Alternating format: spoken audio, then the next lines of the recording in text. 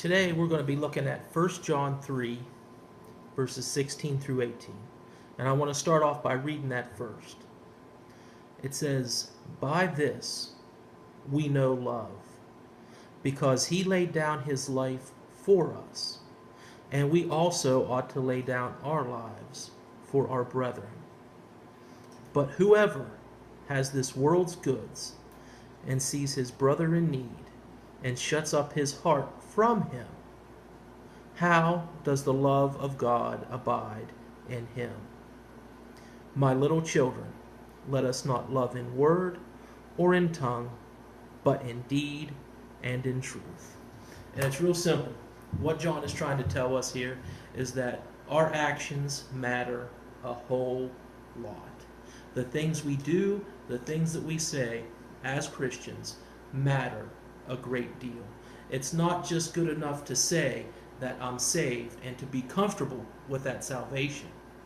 That salvation has to be manifested. And the way that it is manifested is through our works.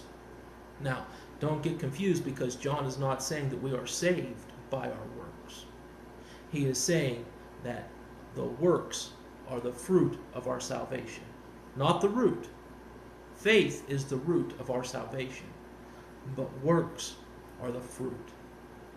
And the main theme of this passage that runs through these entire 3 verses is love in action. It's love is something that we do. It's not something that we say. And John emphasizes that point where he says, "My little children, let us not love in word or in tongue, but in deed and truth." We can't just say that we love people. That's not good enough. The love that we have for people has to be shown. And it's real simple, because we may be the only Bible some people ever read or some people ever see. And what are our actions saying about Christ? What are our actions saying about Christ? And this reminded me of a story that I had read a while back. And it was about a missionary in New Guinea. He came home to the United States on furlough, and his pastor went up to him and asked him, how things went, what he found, what he saw.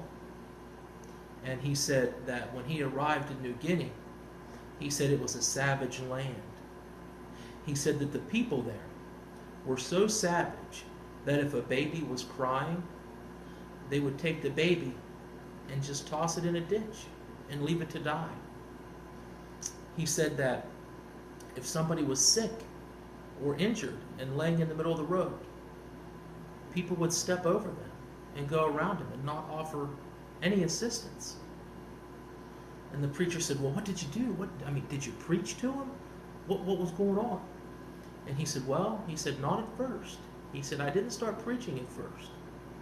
He said, "What I did was," he said, "if I saw a baby that was in a ditch crying, I would pick it up and console it." He said, "If I saw somebody that was hurt or injured laying in the middle of the road, I would help them, give them aid, and take them to the doctor." He said, "If I saw people that was cold or hungry, I would take them in and I would give them food and clothing." He said, "And then the people begin to inquire of me, 'Why are you doing this? Why are you doing these things for us?'" He said, "Then I had my chance to preach. Then I had my chance to share the gospel of Christ with them."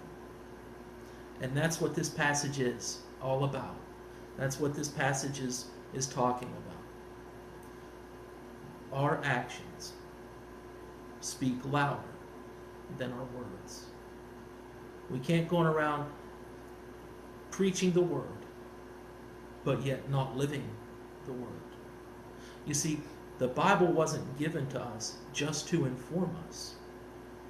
The Bible was given to us to transform us. And that transformation is manifested not only in our heart, not only in our mind, but in our works. in our actions, the things that we do and the things that we say. And that is what John is trying to tell us here, is that the things that we do don't save us, but they matter a great deal in advancing the kingdom of God. Thank you.